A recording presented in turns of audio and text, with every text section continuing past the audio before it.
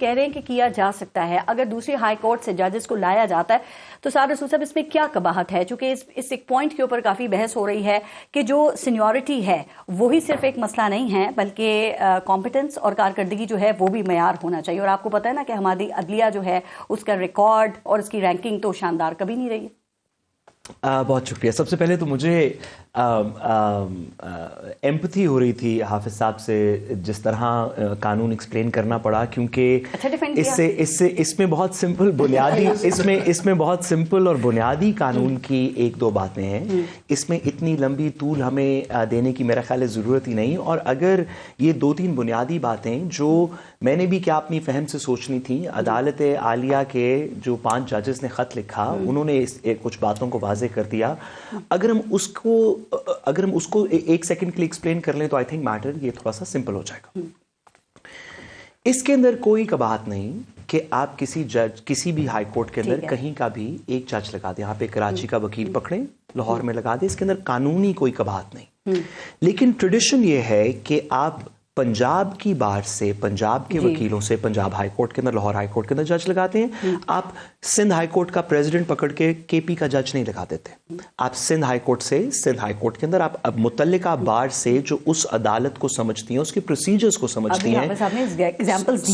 جی میں اس میں گزارش کرتا چلوں. حافظ صاحب کی جو ایگزامپلس ہیں نا وہ اس وقت کی اسلام آباد ہائی کورٹ کے اندر اقبال حمید الرحمان صاحب کو پوسٹ کیا گیا تھا جب اسلام آباد ہائی کورٹ میں کوئی جج نہیں تھا.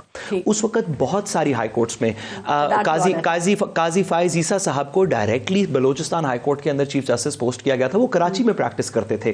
اس وقت تو کیونکہ 109 ججز سندھ ہائی کورٹ بار ایسوسی ایشن کی ججمنٹ میں نکلے تو بہت سارے لوگوں کو پوسٹ کرنا پڑا. لیکن وہ یہ بات آج کے اوپر نہیں لگتی. بنیادی سوال ہے, دیکھیں بنیادی سوال سے پہلے جو گورنمنٹ کا موقف یہ ہے کہ یہ جو ہائی کورٹ کے 6-7 ججز ہیں نا انہوں نے اپنا مائنڈ بنا لیا ہے اور یہ حکومت کے خلاف ہے. اور یہ حکومت فیصلے جو ہیں وہ ایک جماعت ہے, سیاسی جماعت جس کے حق میں فیصلے دیتے ہیں اور حکومت کے خلاف دیتے ہیں, یہ سیاست میں شامل ہو گئے ہیں. تو یہ بات درست ہے, اسی لیے انہوں نے پھر یہ ججز وہ لے کر آئے ہیں. سب سے پہلی بات یہ ہے کہ جب امید پاکستان کا طیارہ نواز شریف صاحب کا ابھی پاکستان کی حدود میں داخل نہیں ہوا تھا تو اسی اسلام آباد ہائی کورٹ کے انہی ججز نے نواز شریف صاحب کو پاکستان کی تاریخ میں پہلی اور اکلوتی دفعہ ایک ایبسکانڈر کو وداؤٹ عدالت میں پیش ہوئے پہلے اجازت ضمانت دی. پھر عدالت کا پورا سسٹم ایئرپورٹ پہ منتقل کر دیا گیا جہاں پہ ان کے انگوٹھے لگے. تو اگر یہ عدالت بھی کسی اور کے حق میں ہے اور آپ کے خلاف ہے تو پھر تو ہم انا للہ پڑھ سکتے ہیں پورے جسٹس سسٹم کے اوپر. لیکن جو بنیادی سوال قانون کا افیکٹولی بتانا ضروری ہے وہ یہ ہے کہ جب ایک جج کسی بھی ہائی کورٹ کا آئین کا اوتھ اٹھاتا ہے تو وہ اپنی ٹیریٹری کے حد تک اٹھاتا ہے. تو for example Lahore high court کا جج جب آئین کا اوتھ اٹھاتا ہے تو کہتا ہے ان دس لاہور ہائی کورٹ, یعنی کہ وہ کراچی کے لیے آرڈر کوئی نہیں پاس کر سکتا. 200 ان پہ لاگو نہیں ہوتا ہے. میں میڈم گزارش کرتا ہوں ہر متعلقہ ہائی کورٹ میں اپنا ٹیریٹوریل اوتھ اٹھاتے ہیں. جب وہ اس میں تو کوئی قباحت نہیں کہ آپ اس کو آرٹیکل 200 کے اندر اسلام آباد ٹرانسفر کرتے ہیں, لیکن انہوں نے کبھی اسلام آباد کی ٹیریٹری کا اوتھ ہی نہیں اٹھایا. تو اسلام آباد کی ٹیریٹری کا اوتھ جو اسلام آباد ہائی کورٹ کے جج اٹھاتے ہیں وہ تو لے لیں گے نا. وہ جب اوتھ سوری سر آپ کی ہم نے ایسی زبردست اصطلاح قانون کی آپ تھوڑا سا اس میں تھوڑی سی گزارش سنیے. ہم نے وہ بڑے شوق سے سنی کہ اس کو کیسے آئین کو اسٹریچ کریں گے. وہ انہوں نے اسلام آباد ہائی کورٹ کی ٹیریٹری کا کبھی اوتھ اٹھایا ہی نہیں.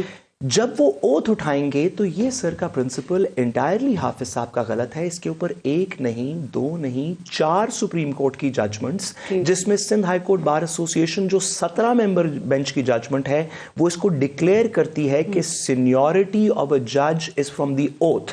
جب وہ اسلام آباد ہائی کورٹ کا اوتھ اٹھائیں گے نا, جتنے بھی سینئر جج ہیں بالکل آرٹیکل 200 کے نیچے آ سکتے ہیں, تو وہ اسلام آباد ہائی کورٹ کے جونیئر موسٹ ججز ہوں گے. وہ نہ چیف جسٹس لگ سکتے ہیں, وہ ٹاپ 3 میں نہیں ہوں گے. سینیورٹی میٹر ہی نہیں کرتی, پینل جائے گا. وہ पैनल के अंदर भी नहीं होंगे क्योंकि वो 8वें 9वें 10वें नंबर के जज होंगे, पैनल तो टॉप 3 का जाएगा।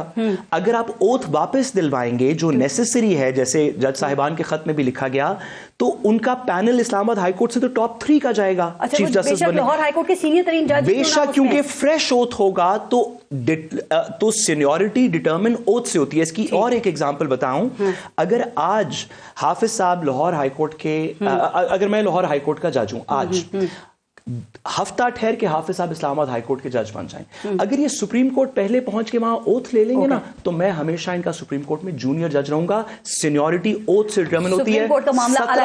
17 मेंबर सुप्रीम कोर्ट ने डिटरमिन किया। सॉरी जी, आर्टिकल 200 के नीचे भी ओथ लेना पड़ेगा। और इसकी मैं आखिरी एग्जांपल दूं, रेफरेंस नंबर 1 ऑफ 2012 जहां पे शेख रियाज साहब को और कासी साहब को इस्लामाबाद हाई कोर्ट का चीफ जस्टिस बताना था, वहां पे भी बात डिटरमिन की गई कि ओथ से सीनियरिटी डिटरमिन होती है। ये क्या समझूं, इस्लामाबाद हाई कोर्ट में ये चाय की प्याली में तूफान है और हुकूमत को ही हर दफा की तरह कामयाबी होगी, या फिर कोई एहतजाज हो सकता है, तहरीक उठ सकती है? देखिए, मैं अनफॉर्चुनेटली वकला तहरीक से इतना मेरी उम्मीदें नहीं हैं, क्योंकि वकला तहरीक होनी चाहिए थी तो 26वीं तरमीम पे हो जाती, 12 जुलाई के फैसले पे हो जाती। मेरा ख्याल है वकला तहरीक तो गवर्नमेंट ने किसी तरीके से मैनेज की हुई है, लेकिन इस तरह की आईनी रिवायात पायदार नहीं है, बस इसीलिए हाफिज साहब जीत जाते हैं।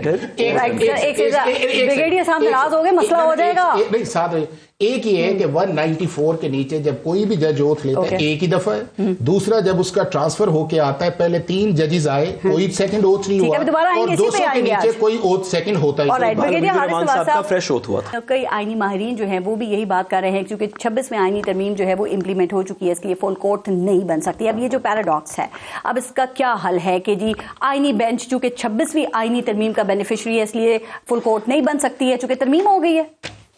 देखिए, मैं तो मैंने जैसे कहा, मुझे हमदर्दी हाफिज साहब के इन दलाइल के साथ इस वजह से इस वजह से क्योंकि इसमें जरूरत है आवाज को ऊंचा करने की। अगर आपके पास अगर आपने किसी को कायल करना हो तो या आप किसी आइन की उस दलील से कर सकते हैं, या शायद हाफिज साहब का तो वैसे भी स्टैचर भी बहुत ज्यादा है हमसे, तो उन्होंने कोशिश की आपको उसकी वजह से कायल करने की, और मुझे हमदर्दी है इस बात से। आप कायल हुए? मैं तो हमेशा से कायल रहा हूं। तो मैं सॉरी मैडम, इसमें गुजारिश करूं कि 26वीं आईनी तरमीम के ऊपर शुरू से बहुत बहस होती रही जी। इस बात को ये कहना कि फुल कोर्ट बनाई जा सकती है या नहीं बनाई जा सकती, इस पे हम पिछले 2-3 महीने के अंदर कुछ बहस करते रहे। कुछ कहते रहे कि बनाई जा सकती है, कुछ कहते रहे कि नहीं बनाई जा सकती। लेकिन पिछले हफ्ते जो सुप्रीम कोर्ट के अंदर कार्रवाई हुई है, जिसमें एक 2 मेंबर बेंच ने जुडिशल साइड पे डायरेक्ट कर दिया है चीफ जस्टिस को कि आप करें कन्वीन फुल कोर्ट। गलती से इसके बाद मैडम कोई कानूनी जवाब नहीं है उसको ना कन्वीन करने का। मैं इसकी 2 चीजों में वजाहत करता हूँ। ये भी वजाहत कीजिएगा कि आपके ख्याल में जस्टिस मंसूर अली शाह को भी इस हद तक जाना चाहिए था कि वो तौहीन अदालत का नोटिस और उसके बाद आईनी बेंच के रिमार्क्स। मैडम, हम जस्टिस मंसूर अली शाह साहब की बहुत सारी चीजों से डिसएग्री करते हैं। ये this is not about him, ये पर्सनल ग्लोरिफिकेशन की बात नहीं है। जस्टिस मंसूर अली शाह साहब ने माजी में बहुत सारे ऐसे काम किए जिनकी हम तनकीद करते हैं। मैं इस वक्त एक जुडिशल पावर की बात कर रहा हूँ कि एक 2 मेंबर बेंच ने पहले ये फैसला किया कि जब एक जुडिशल साइड पे ऑर्डर हो जाए तो कोई उसे अंडू नहीं कर सकता, ना रजिस्ट्री ब्रांच ना कोई और उसे अंडू नहीं कर सकता। पहले ये फैसला किया और उस फैसले के आखिरी लाइन में लिख दिया, और हम जुडिशल साइड पे ऑर्डर करते हैं कि फुल कोर्ट बनाई जाए। ये प्रिंसिपल सेट करने के बाद कि जुडिशल ऑर्डर को कोई एडमिनिस्ट्रेटिवली अंडू नहीं कर सकता, सिर्फ अपील में अंडू हो सकता है। ये प्रिंसिपल ये डायरेक्ट कर दिया कि फुल कोर्ट बनाई जाए, और साथ वजाहत कर दी। 6 रुकनी बेंच ने उसको खत्म कर दिया ना।